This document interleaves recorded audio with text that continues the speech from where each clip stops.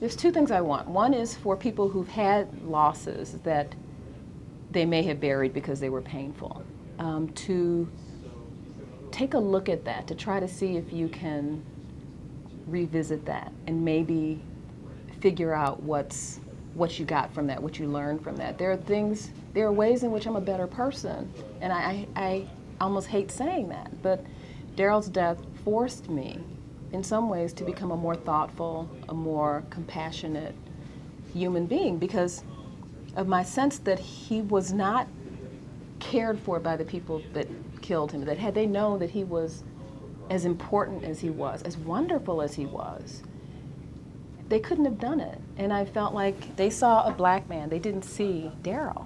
And so it's made making black men and black people known as full human beings sort of my calling, and that's a good thing.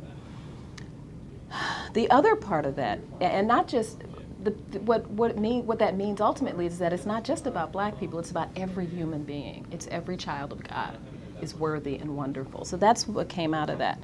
But the other thing that I really want people to get from is I want women, the book is about women and giving. It's called A Memoir of Loving and Giving for a reason. I think as women, like I mentioned before, we give a lot. And sometimes we question that because it doesn't always comport with our sense of independence and our autonomy and our feminism and all these things that are really important to us and hard earned.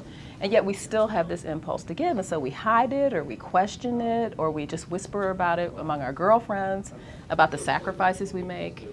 I want women to read this book so that they will embrace that. I think our giving is, nobody wants to live in a world without women's giving. It would be a hard, cold place. And so once you embrace it, it's about learning to discipline it and to use it for your good.